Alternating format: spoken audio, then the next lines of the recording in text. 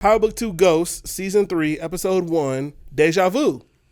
Actually, that's not what it's called, but it definitely felt that way. You're giving me the... Oh, that's Sweetest Diva, not Deja Vu. Yikes. It definitely felt like Deja Vu. The actual episode name is Your Perception, Your Reality. It felt like an episode of Kings of Joesburg. If you see my top 5, what I'm watching on Netflix right now, I named that show, and I swear to God, the first 5 minutes of this episode was taken straight from that damn show. Accents and all. Now, the actual events that played out, how much sense does that actually make, y'all? So the ring was meant for her. Let's hold the fact that Mecca had a secret fiance who he was willing to buy a multi-million-dollar blood diamond for. That's poppycock. Put that in the corner. Show up to the auction to find the ring, I assume. You allow someone to purchase it for $5 million. You track that person down as he's proposing with said ring. Cuts off the hand, not the finger, not just pull the ring off, but cuts off the hand of the woman that he gave it to. And then you shoot them both. Okay, let's talk about how each step doesn't make sense. Boom, you show up to the art gallery, right? Why didn't you buy the ring? Why didn't you buy the ring? You're not going to pay for her own ring again. Okay, cool, fine. You allow the white boy to buy it, right? Why didn't you stop him and address him right there after he walks out of the auction room? And instead of killing 2 people, you kill 1? Why don't you tell him the situation lightly? You don't have to tell him who you are, what you do, but lightly, how it was acquired. Maybe if he gets the background of the ring, he doesn't want to have anything to fucking do with it. He didn't want to have anything to fucking do with it, and he gives it to you. Maybe. If he's smart. Yeah, he still paid all that money for it. Oh, well. So some people are going to be a little apprehensive to and they're like a period with auctions. And they're like no, maybe not. Okay. All right. So, boom. All right. They'll take care of those 2 things. So, you let him buy it, right? You know where he's going. Why didn't you get him before? So, he bought that ring. Don't try to tell me he went that same night and proposed. They just bought a $5 million ring at auction and then walked out with it that night to propose to his wife or his would-be wife. For what it's worth, calling them pale Americans was a nice touch instead of spaghetti motherfuckers, but they're getting a little bit better with their slurs. A little bit. Okay, so he did that, right? Boom, walks up to him. That's my ring. Give it to me. No explanation? Let me ask you something. If 3 motherfuckers in the middle of the night walked up to you and said, hey, give me your ring, that's mine, what would you say? What would you say? He was supposed to tell y'all to fuck off, which is what he did. No extra explanation. Oh, that was my late fiance's. For me, it was stolen. We're trying to track down the people who got it, but for right now, we need a ring. It was like, no, give it back. No? Okay. Cut off her entire arm. Not take the ring off her hand and beat up her boyfriend, but cut off the whole thing to get the ring. Complete overkill. Especially when you're just going to turn around and shoot him too. Yeah. Yep.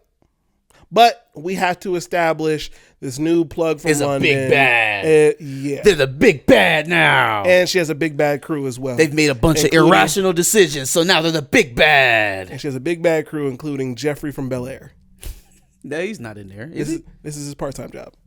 It's not actually the same actor. I was going to say, that's not the same dude. But I like to think that this is him doing his part-time job. Jamaicans look alike, apparently. That's crazy. I didn't say they looked alike at all. But it's literally just the accent. He said y'all look alike. I definitely did not say that. But yeah, man, it's they were clearly trying to show us that this is the new person we should be worried about now that Mecca's dead. But bro, like, first of all, every new antagonist we have in this show can't be just some rewashed, bigger, badder version of the one that came before. That's exactly what they're setting up here, which is why part of the reason why this feels like deja vu. It's literally, you know what? And I can low key apply this to the Power universe because it's become that damn redundant. It is the same set of circumstances that lead us through each and every Power episode of each and every power show, of each and every power season. It is, we have short-term financial struggles.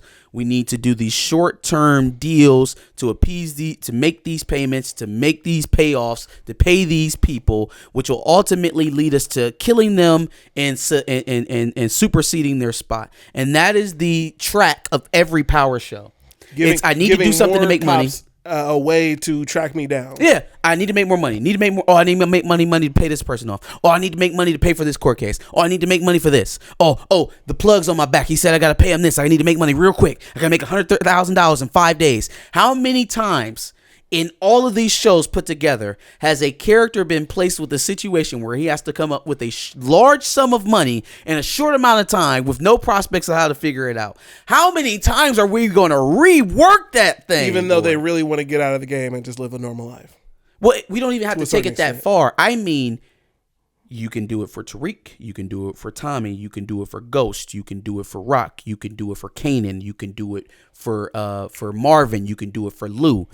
Each one of these characters have had multiple situations where they need a quick windfall and they are going to do something dangerous or ill-advised to do it, to either make it out of a situation or to pay somebody off just to do the same thing later on the season, and then it ultimately ends up to them killing a person over it. It is the same exact story arc for all of those characters. Every single one of them. It's the same story arc over and over and over again. Lo and behold, so now we got a new big bad who likes to cut people's hands off. And what are they going to do? Oh, we're going to work for you. It's like, fam, what are we even trying to do at this point? You got too many shows to be telling the same story. Yep. Yeah, it's like a hood soap opera. Well, we knew that was the case. No. Not in terms of I mean, you could put this shit on Fox and watch it at 11 a.m. and it would blend in with it would blend in with Young and the Restless. It would blend in with Guiding Light's not on anymore, I don't think. The Bold and the Beautiful, General Hospital. You could play this shit at early morning, or early afternoon television right before the game shows come on, and it would blend in perfectly because the storytelling is so utterly generic. The same way that I can bet on some long lost child or some father that you never knew was yours in a soap opera, I can count on somebody being out of their money and breaking the law to get it quickly and then having to kill somebody because of it. I can count on it like the sun coming up. Like it's almost a wonder to me how I haven't seen this sooner, that all of this shit is the same. Same exact structure. They have the same exact side characters. Brayden is Tariq's Tommy. Yeah. Liliana is Tommy to Tommy's Ghost. It's the same shit over and over and over again. Marvin is developing to be Raquel's Ghost. I mean, Raquel's Tommy. I don't know that Liliana can be Tommy's Tommy. Why? She's dead. Besides the obvious of her being dead, I'm talking about characteristics. I'm talking about story arcs. I'm telling you about what happens in the show in relations to these characters and their relationships to each other. Not the fact that they're dead. Well, because I'm thinking maybe, what's his name? The barber. Who's that? Oh, Diamond? Maybe now, but he resisted Tommy for most of the show. Yeah. For most of the time he was in the show, he was resisting doing anything with Tommy. And for what it's worth, they have casted a new Hispanic girl to be in Force. Just for what it's worth. I mean, they realized they fucked up. They realized they messed up. But that's another conversation for another show. Yeah, but it's just getting tired, man. I was wondering where we were going to go post Mecca. I assumed it was going to be heavy on, Blanca, because they showed her at the end of last season. But that's what I was saying. Like, even on the other side of things, like, there seems to be more people who come into the fold. Surprise, the same guy who was, investigating your mom and your dad is investigating you. Go figure. I mean, even like the cops, even more and more seem to enter the fold of it. Yeah. So, like, we start off with Sax, then ADA Sullivan now has a motive to try to get everybody down. Now Blanca is coming into the fold. Yeah. Even what did we call him? What did we call him before? Something cop. It wasn't RoboCop. Horny Cop? Oh yeah. He's staking out the penthouse. Even him to a certain extent. White rage cop. He continues that rage cop. That's rage what it was. cop. So yeah, like even on the other side of things, they all have motives to try to bring this family down. And it's just like that sort of thing. It's the repeats same itself. thing. They had the same kind of motive to take down James. I guess, Tariq's going to keep saying he's not his dad a million times in a row until he just becomes a carbon copy of James St. Patrick. Yeah. Let us know what you thought about episode one. I mean, really, we could. Oh, by the way, so and so's alive. You know what I'm saying? We can really just cut it there. You know what I mean? Tariq is moving stuff with Effie and notices Yasmin's picture and his grandma and Lauren. Of course, Effie sees Lauren's pic and starts talking. Effie states that she doesn't want to just be known as Tariq's girl while she's at Stansfield. Apparently, they've been hanging out all summer. That's when Becca Weston moves in, and her mom is a super Karen, which I guess to some extent makes sense because of what they did with Course Brayden. Correct. Yeah. But I don't know. I just thought that was extra. Monet is at the house watching TV, and Davis McClain pulls up to tell Monet that Dante Spears' penthouse is Monet's since Zeke is also dead, and he can't claim it. The rest of the shit is being frozen up as assets. Monet just wants justice for her son. She told him to find Zeke's killer, and he's not doing a very good job at that. And Kanan... How you gonna find himself? Facts. Well, he can find himself. He's just not going to give himself up. Kane and Drew get to move into the penthouse that they just took over. I am really done with Monet as a kid. Like I do not enjoy watching Mary J. Blige act in this show. I feel like I've seen her in other things where she's been so much better than this. This is just not very good. It's not good at all. She has trouble with conveying emotions where I'm sure she's supposed to be sad and depressed, but she just comes off as the level of bitchy she was last season, and she's turned it up to 1,000. And she doesn't wash very often, maybe. So yeah, she looked a little grungy, but that's it. Yeah. Like nothing has changed about her general attitude. No, and it's just annoying to see. You are the cause of all of this. Like there should be some internal struggle over the chaos that you caused, except we got to stick on this Monet's mad at everybody shit, because that is the only emotion you can bring out of this character is anger and annoyance at every turn. It's Even when things are going well for you. Unreasonable. She was exactly like this towards Lorenzo and the family pre-Zeke dying. Now post-Zeke dying, she's the same way. It's just worse. Completely dismissive. Not willing to take responsibility for anything that she's done. How has it changed her? Other than just making her sad, slightly sad, because we can't see how sad she actually is. Because she has an undertone of anger to it. Yeah, there's those few moments where she's crying through her resting bitch face. But it's like, other than that, I would have just thought that you were more angry about him dying than you are sad. And at some point you got to ask, is Mary J just not acting very well, or is this what they're giving her in the character? It's a mix. It's a mix, because the actual acting I don't think she's isn't a great going actress, great. But at some level, I think they just want her to be that. It's a mix between the two. Yeah, because I mean, if somebody keep telling me to be generally bothered, and that's my resting state, I'd probably look like Monet. Yeah. Yep. Brayden Weston is working with his dad, and his brother is still lame as fuck, Trace. And his dad is extra because he's mad, and I get why he's mad, but extra as hell. Lucas takes a liking to Brayden, but hates Trace, as he should. Lucas calls Course Correct genius, but snitching on himself was trash, which... Yes, I mean, yeah, especially for who you did it for, but neither here nor there. We're here now. Brayden admits that he got a rush doing Course Correct, and Lucas understands, but thinks that he should channel all of that energy and that rush towards the Weston name. That's when Lucas's secretary Kiki starts hating, but we know how this is going to end up. Yeah, Brayden about to dip into the chocolate. Surprise, surprise. Obviously. Diana is upset that Monet is wallowing in her own self-pity. Lorenzo tries to make her happy by allowing her all of a sudden to go to Stansfield full-time instead of St. John's. He using this opportunity while she distracted to get all his rocks off. He like, look, you ain't no more St. John's. You need to go Stansfield. Which I kind of got annoyed with at a certain point because it's like, when are we going to get off of this whole, love train thing with Tariq and all these women? We're not. It's so annoying. It's very cringy. At least with Ghost, he had Angela. He had a wife and he had a long lost lover. Yeah. Right? Makes sense. I can wrap my head around it. Mm-hmm. How this kid has these women on him, and it's like they're not even presenting it as Tariq's a womanizer. No, that is also something that makes more sense than him having these genuine connections with all three of them. Where and it's a juggling act. He can feasibly be with any three of them. Now, I do think they're going to break that up a bit. They have to, by nature of where everybody is in relation to the story right now.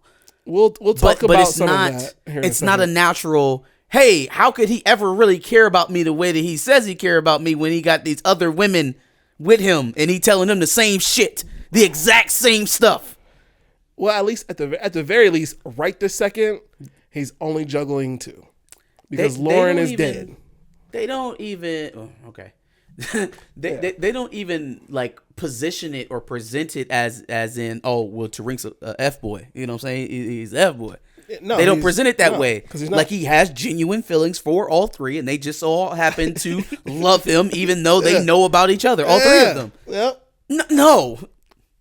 Yep. It don't work like that. It has to empower because everything empowers a fantasy that feeds into your hood soap opera. Literally. The fast cars, the designer clothes, multiple women, and no consequences, drugs. Tariq is all a drug dealer's fantasy for sure. Yeah, drug dealer's fantasy. So it has to. Tate is having a meeting with Dean Wong. Tariq pulls up and states that he ain't got anywhere to live, essentially. And Wong states that no one feels safe with him around because they shouldn't.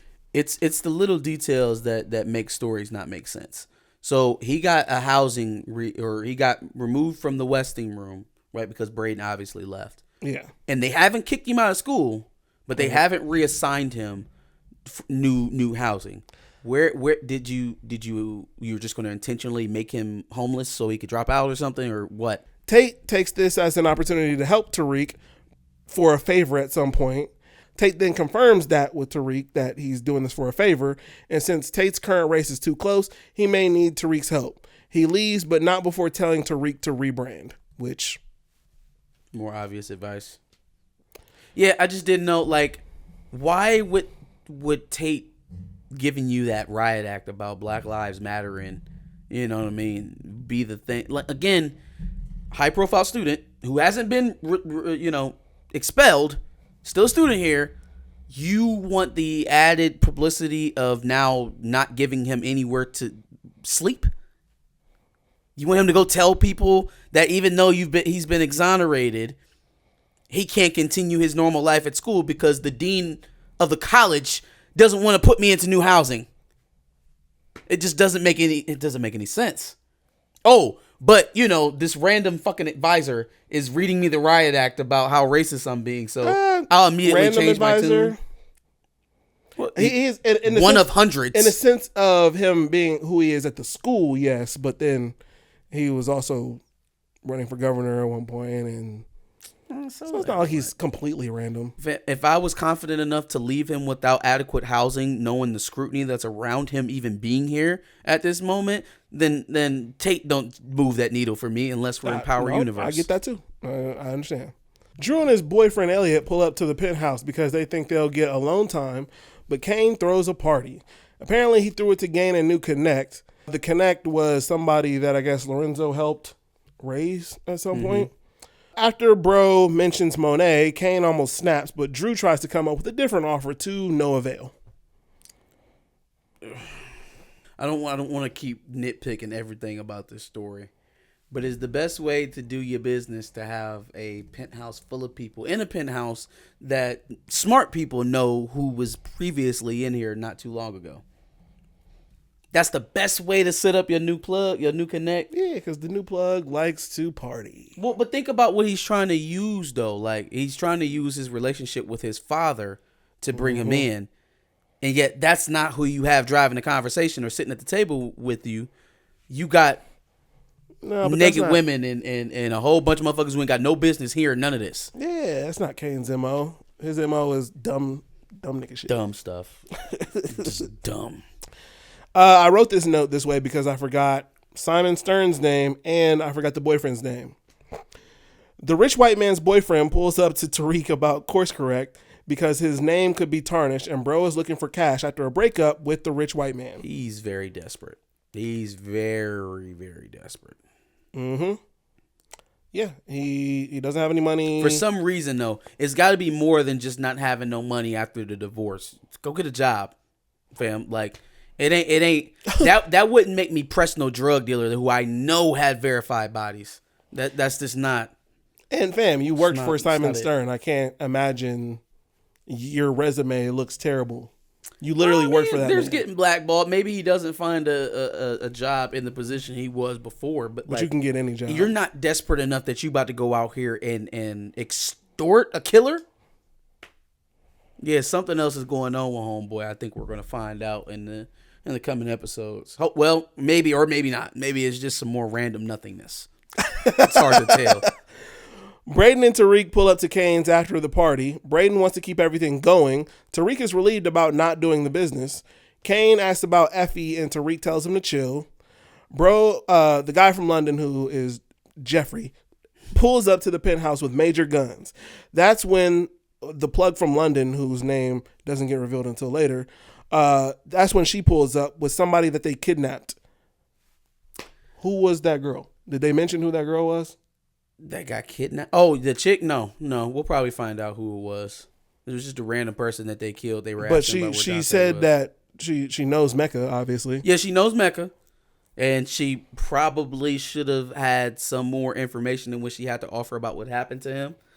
And that's why she ended up dead. But for her to end up dead, but then then Kane and Tariq and Brayden get a chance to sell the product. Again, I maybe we'll get some more context into who she was and why she had to die at that moment. I'm not betting on it, though. All right, so Kane asks who she is and gets pistol whipped. She then explains that she runs shit and Mecca was her fiance. The plug from London has a name, Noma. Okay. With a gun to their heads, they explain that they can still keep moving weight. Jeffrey doesn't want to believe them, but she gives them 30 days to see a profit. One, her bodyguard's annoying as shit. Annoying. They give him annoying things to say. He doesn't really seem tough to me. It seems like a guy acting tough. Okay, so she's Mecca's fiance. She's the true plug. She's where he got his product from, and she knows that he was an informant, right? So she knows the whole shebang about Mecca. At the end of last season, at the end of season 2, Mecca was getting ready to charter a flight with Monet and his son to run away. Y'all thought he was running from her? Oh, but no, by the way, he's still planning to be engaged to this woman because he bought a $5 million ring. So, what is going on? What? Was he going to meet homegirl on their way to whatever paradise they was getting ready to live their life out at and just bring her in at some point? Or did he just about to say, I quit? I quit the FBI. I quit you. I quit everything. I'm running with Monique and my son. Or Monet. What? Or was he going to... The only way I can see this working is she admits she knew about Zeke. And basically, he was going to kill Monet, keep Zeke, and then they were all going to be a family. Which is stupid, but... Which I feel like we would have gotten a little bit more... of a hint to that at some point. Yeah. Also, okay, so at the end of season 2, right before Mecca dies, and he knows that who was coming to the apartment? Somebody was on their way to an apartment. And he got tipped off. Was that Blanca? Or no. He was getting ready to run. He made a call and let them know that he was burned. Did he make that call to Blanca? I assumed it because Blanca showed up after he got shot. Or was it the old girl? Because why the fuck is she here? Asking about where Mecca is at. How did you find out that Mecca's not here? Kane uses this as a chance to come back to the Tejada family and get them back in the game. This is obviously a chance for them to make some bread and not get killed. So he believes that they should go along with it, obviously. He ain't got no choice. When he got no choice. Yeah. But the family doesn't want to go along with it. At least Lorenzo doesn't want to go along with it, and Monet is still in her Monet state.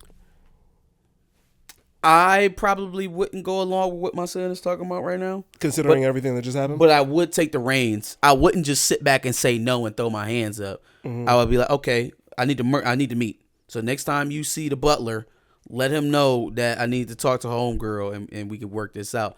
I just feel like... That also doesn't happen, though. Yeah, Lorenzo... As much as Lorenzo's literally not doing anything in this episode. Yeah, I feel for him at certain times. But, like, he just doesn't do the boss work. He has the stature, he has the command, but he just doesn't do boss work. Yeah. He's, like, literally never doing anything to advance the organization. It's just sit back and bark orders, essentially. Tariq explained that the person that died in Central Park killed those people because of the diamond that Davis fenced. He's telling Davis this. Saxe is trying to listen in on the situation, but ultimately doesn't really hear anything. Tariq effectively rehires Davis. Or keeps him on retainer, it seems like. So what if I'm wrong and her criminal informant is going to be Saxe? Because we did see them after that having a conversation about what was going on with Davis and blah, yada, yada. That could be the case, but is that informant?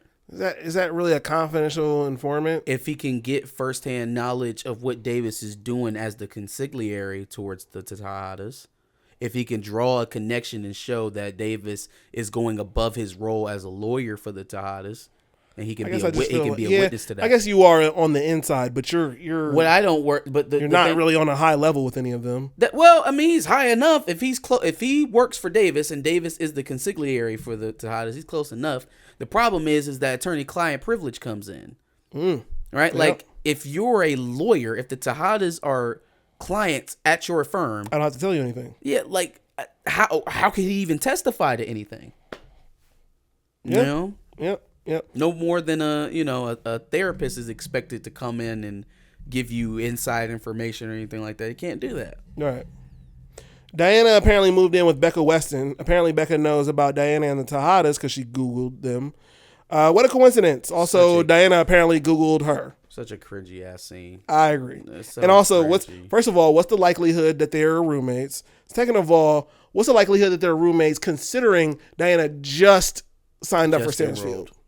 Well, maybe that's the only place to have room. She can also commute. Yeah. Well, but he said he wanted her to go full time because that was the idea behind her going full time. I think when he meant full time, he meant live at Stansfield full time. For what? She had the true college experience. That's why she wanted to go to St. John's in the first place. Okay, fair enough. Because remember, they were initially looking at Stansfield for her to go to, but then they found out Tariq was up there and that she liked him, and then that became not an option anymore. Well, plus he never wanted her to go to Stansfield. He wanted her to go to St. John's for some reason. That's where her dad wanted to go. Yeah. Her mom was trying to get her to go to Stansfield, until she noticed her and Tariq. Yeah. Tariq heads to class and sees Diana and keeps Effie on the other. Well, okay, I said this at the time, but then I remembered their conversation about wanting distance and not wanting to seem like Tariq's girlfriend. So yeah, Tariq sees Diana, sits with her, and Effie's on the other side. That's all we need to know about that. Apparently the new professor, Professor Bennett, is the truth, according to Diana. How convenient that everybody is in the same class yet again, even though it's another year, including light-skinned Keisha. She chose the same 25 students. Out of 300 people, only you 25 married my... I wonder why. It's the same, like everybody. And all those people, not just Brushandria and Tariq, the white girl. Yes, all the same students. Vaguely Asian guy. The only person that's different is the TA that she has. Yeah. And it's just weird because, okay, everybody feels uncomfortable around Tariq. But yet, the same people are still going to be in Tariq's class. Anyway, class has a bad bitch contest between Brushandria and the white girl before a Karen mentions Zeke. This class discussion then involves perception, people's narratives, and essentially what Tariq is facing himself with, needing to rebrand himself. And, you know, the class scenes always kind of highlight what the whole episode's supposed to be about. Trace sexually harasses Kiki after doing a line of coke. Brayden then turns down a line of coke, and apparently that's the world's biggest sin in this office. Yo, it's not my coke. You can't be a Weston. Brayden forgets the numbers and the rich white man's boyfriend. Simon Stern's boyfriend Bash. He's desperate. Has the same conversation with him that he has with Tariq. He's desperate, so now he gonna play both sides. He knew he got Tariq on the hook. Let me go get Brayden. I can double up. He's desperate. Yeah. Desperate or dumb or written poorly. Yep. All options are open at this point. This scene kind of, now I look back at it, confirms, it doesn't confirm anything, but it makes me feel a little bit about Effie being an informant. Kane pulls up on Effie and he snitches on Tariq about not bringing her into the reunion special they've got going on, which was a good thing until Kane decided to blabber out. Yeah, and again, this could be another breadcrumb to what I'm thinking is that she wants to be at the forefront of the business, not just know peripherally what's going on, but she wants to be at the forefront. She wants to be involved. She wants to be as involved as Kane and Brayden, which at face value, I guess it makes sense. She's a former drug dealer herself. She knows how to move products. She's helped Tariq get up and running. Yeah. But then again, if you're with Tariq, you are literally part of the business, whether you like it or not. You're there. Right? Yeah. Like you are there by extension of Tariq. Sure. That's your man. Ain't that what you told Kane? Mm-hmm. So it doesn't really make sense that she has to be there at every drop and all that other stuff. Nah, but he's gonna lie to her and he's gonna effectively do sure, things we know that. Yeah. We understand that. She don't. Sure. So like she seems a little extra motivated to be involved in the day-to-day, the decision making, which again could still be understandable given what we know about the character, but then also it kind of puts that thought in the back of your mind, like she wants to be present, she wants to be witnessing what's going on. Mm-hmm. Davis pulls up on Theo's doctor, apparently, his brother, and while there's a drug that can help Theo not be so sick, which random. He can't be a part of it because he's in jail. Yeah, of course. There's the experimental drug trial that's showing promising results, and your brother's perfect for it. But he's just in jail. My bad. No, there's laws against prisons who aren't able to provide adequate care for their stays. Now I don't know how frequent stuff like this gets worked out, but there are laws to protect inmates who can't be adequately served in certain facilities because of their ailments. Mm-hmm. So like, there's a more reasonable workaround, I feel like, to get him this drug than breaking him out of prison or whatever the hell Davis is claiming or trying to do. But it just seems like the whole experimental drug therapy thing is very convenient for the plot. Sure. Davis called Sax. He asked where Sax is with the Theo thing and is obviously super upset. Davis then mentions that someone is surveilling Mecca's penthouse and that Sax needs to find out. Mm-hmm. Sax lets ADA Sullivan know that Tariq stopped by, but he can't mention what happened in the discussion because he didn't hear shit. ADA Sullivan holds the box she holds her box for more evidence on Davis. He then tells her to find info on who's surveilling the crib. Evidence really turns me to a freak, so give me some sex. Give me some sex. Brayden meets up with Kane about Stern's ex. He wants to ice bash, and because he apparently killed Lauren, this is a favor owed. Brayden then killed Lauren, by the way. Again, more don't make sense, doesn't read, is not reasonable, even if they're working together. Why would you go to Kane? You went to Kane over Lauren. And guess who popped up in the middle of you trying to let Lauren go? Effie. How'd she get there? Kane. You gonna go to Kane with another problem about trying to disappear somebody?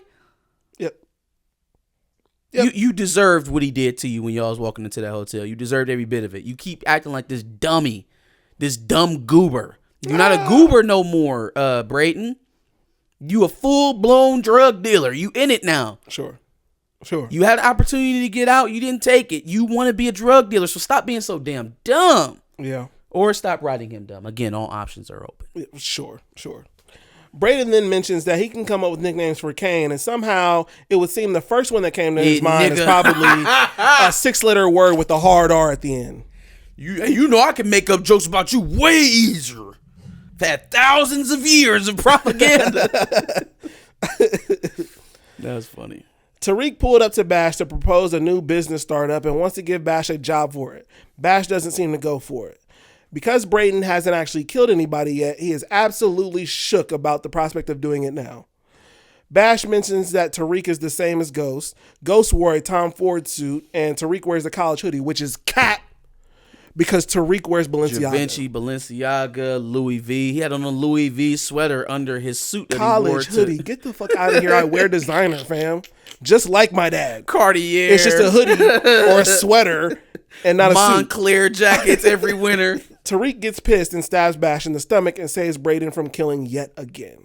Also, just a weird confluence of events. They both choose the same night to kill dude in the same time. Yes. Plot. That is some old Dukes of Hazzard ass shit. You some Spider-Man shit. You? No, you. Good old plot. I was expecting him to go, Blanca pulls up on 88 Sullivan. Blanca. Yo. Blanca pulls up on 88 Sullivan and admits that the horny cop from last season is watching the Spears penthouse. They both have something about the St. Patrick family and have info, but don't want to divulge said info publicly, but trade it willingly to each other. D.A. Sullivan wants the Rico on Tariq and his peoples at this point. You might just get hit with the Rico. Yeah, which... I don't... See, Blanca, okay. Once again, another one of those arcs that kind of peaked at the end of Power Season 5 that like we're just rewatching for Tariq. It's the same shit. You nearly lost your career and your life going after James St. Patrick. And then you tried to get Tariq, and then that fell flat on his face as well. Is it addiction? Is it obsession? What is it? All like, of the above. What? Or is it bad writing? All options. Yeah, because bringing a character back is... Well, sure, bring her back, but bring her back changed. Bring her back affected by the things that she's gone through so that she doesn't walk in this situation the exact same way she did against Ghost. Funny enough, I think the only person that they brought back and changed is Tamika. Sure. Tamika's the only one that looked at the situation and said, you're a goner. Goodbye. Well, Can't help you. Bye. She became his lawyer and then did that. Yeah, sure. Yeah. No, hey, look, don't ever come around here. Don't you ever come back around here again. Okay? Last time I'm helping you, I'm out. No, they're bringing her back eventually. And Tamika?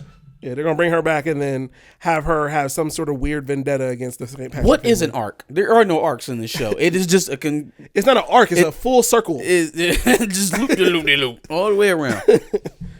Effie is concerned about Tariq speaking at Zeke's funeral. Effie then presses Tariq about what he got going on with the new connect. And then they have an argument about Lauren being his fault. Yeah. Either way, even if Lauren wasn't there, it's still kind of sort of his fault. Oh yeah. Tate is with a half-naked chick walking through the airport, and he notices Professor Bennett. They exchange pleasantries, but it's clear that they both want that old thing back. Oh, for sure. And I forgot old girl was standing there even for a minute.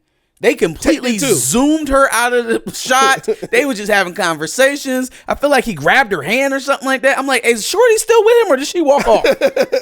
Nope, she's right there watching all of this. Diana just got into school yesterday and then organized an entire funeral for Zeke at Stansfield. I just thought that was a little much. You don't know nobody. You don't know anybody but Tariq at this, and Effie. Tariq and Effie are the only people that you know at the school right now. And your roommate. But yeah, no, let's pack out the gym, the basketball stadium. Which, I mean, she's Zeke's family member. Sure. And so that would obviously carry some clout. But like, how do you know that many people? How have you created a social network that large that you could get all of this done on your first day at Stansfield? Which I could see if they were like, oh, maybe she's been working on this a while working for this for a while because he did play for Stansfield and you know, it would make sense. But she's also got a whole bunch of other shit going on with her family. She just started school. Where did she find the time? The TA is trying to make moves with Diana at the wrong time and moved way too quick. It was the right time for her. She liked the cornball stuff. Yeah, but it was a woman bad like game. you should always be smiling. But in honesty, the funeral for the person who I just found out was my brother. Probably not the best place. Oh, not the time, fam. Not the time. If you're gonna sit here with me, you gotta have better game. We're talking about my dead brother. Lil Mo is no sweetie, but she is an amazing singer and makes a cameo at Zeke's funeral. Mm-hmm. I low-key thought that she was gonna bust into. She's no sweetie. Yeah. Sweetie had a cameo in Bel Air, so it's not that, but you know. Okay. She's a good singer. I like her singing. But I thought she was gonna bust into Superwoman at one point. I just thought she would. You know, I just felt like it. They give Monet Zeke's jersey and then apparently retire the jersey. It's too much for her, and apparently she dips off. She cries in a corner, and then they play an inappropriately hilarious montage of Zeke. Even when we're supposed to be getting that she's extremely sad, she just looks incredibly annoyed to the point that she starts crying. That's what it looked like. Man, damn, man. Man, Zeke dead, man. It's all my fault, man. I should just leave him in North Carolina. Shit. No, but so the montage was so funny to me that I thought at one point they would show the clip of him being like, I think I need to tell him what I know. I thought they were going to just plug that into the montage at one point. Just because it was so funny to me. I'm like, Zeke was a hilarious character, so then having a sad montage for him just didn't work for me at all. Just throwing that out there. I think I need to tell him what I know. Tariq's speech-making skills are too whack to be on stage at the moment, to be honest. Tariq mentions that Zeke's killer was a coward, and then they show Lorenzo, which I thought was a hilarious looking cut. at, like, scowling. Like, fam, are you offended? You want to show everybody how mad you are? I thought that was a hilarious cut. A white man yells that Tariq did it, and then this speech magically became about him after a brief killing montage of Tariq. But when? Is that the rumor? Where did that even come from? Tariq, the kid who had just got cleared for a murder of one of your teachers, shot Zeke on a tarmac. That he was nowhere near. You killed somebody. Okay. Still speculative, right? Nah, you did it. You did it. How? What are you talking about? Just so he can say Zeke's killer was a coward. And I'm going to do everything I can and blah, blah, blah, blah. Like, so he can relate the narrative back to himself. The entire speech at that point became about him. Yeah. And I was just like, okay, all right. Monique heard Tariq's speech from outside, and after he checks on her, she asks him to find info on Zeke's killer. After Lorenzo looks and sees them together, she tells Tariq. Who are we supposed to be asking? It wasn't no dealers or hood niggas at the tarmac where he got shot. Who are you supposed to be? Who am I supposed to be interviewing? Who am I supposed to be getting information from? Zeke. At this point.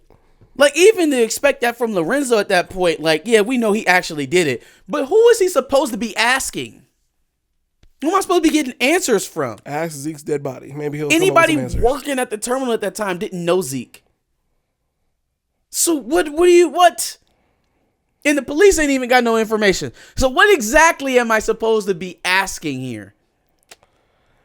Because we know the killer is Lorenzo, we're supposed to just overlook all that. No. I get it from that standpoint, right? Lorenzo not wanting to ask. No, it doesn't make sense. I'm saying feasibly, if he had never touched Zeke, who do you start with? Who do you go to? Yeah. No one on the plane knew him. No one preparing the plane knew him. No one at that facility knew who Zeke was. That's my point. It doesn't make any sense at all. But because we know Lorenzo did it, it has to be exposed at some point. So I don't know how they're going to explain. So she'll just keep putting pressure on him until he cracks? I don't know. After Lorenzo looks and sees them together, she tells Tariq that he's the only one she can trust. Which she can trust other people, by the way. You gonna trust the man who killed his own dad? She can trust other people. This man killed his own father, and that's the only person that you can trust. It's just like infinitely bad amount of bad choices. An infinite amount of bad choices. Yeah. It's unending. It's unyielding. Yep. That is the theme of the show, is bad decisions. She can trust Davis. She can trust Drew. The man that you are literally paying to protect you. She can trust Drew, because Drew had nothing to do with any of this. How about, one of your sons? you know. Kane, I guess, yeah. Kane didn't have anything to do with your that. estranged daughter. Yeah. No. Because her telling Zeke about that had no bearing on him eventually getting shot, so. Maybe your husband, you know? Because you don't know. Yeah. Jesus Christ. But no, the best option is the drug-dealing teenager who offed his own father. Rage Cop gets yelled at by 88 Sullivan, and apparently he's still after Carrie's killer, and that's why he's watching Mecca's penthouse. So, yeah, he feels guilty because he spent so much time trying to blame her for shit that he could have found out what was actually going on. And he's actually the closest to being right because Blanca and the ADA still believe it's Tariq. It's not Tariq, it's Monet at the very moment. She's the head of the organization. And if y'all, prior to what just happened in this episode, if you wanted to get to the nitty, you probably should have went the way that Rage Cop was talking about. But in any case, quick side note, do you think that Blanca is going to continue to work with the ADA if she knows that she's sleeping and working with Saxe? She doesn't know that yet, right? Doesn't know it yet. But if she finds out, because Cooper Saxe is the one who destroyed their investigation the first time around, or several times over. She'll be hesitant about it, but then something will fix that relationship. I don't think so, man. She hated Saxe at the end of Power. I think she's going to give old girl an ultimatum, like either he goes or you're off this. Well, then, okay, if that's the case, then she just goes with whoever can provide her with the better information, which we don't know yet. But she's already been leading a federal investigation, so it's not like I need whatever it is you came to the table with. I've had this investigation going already. Yeah. But the alternative is not having sex with Saxe. Is it a good or bad thing? For her, I would assume that would be a good thing. Okay. I mean, I don't know. Cry me a river. Right. Effie and Tariq, along with Kane and Brayden, come to pick up the product. Jeffrey, great value Jeffrey, is not confident in them whatsoever, for no reason, might I add. Saying more annoying stuff. Well, actually, he doesn't have a real reason because he doesn't know them.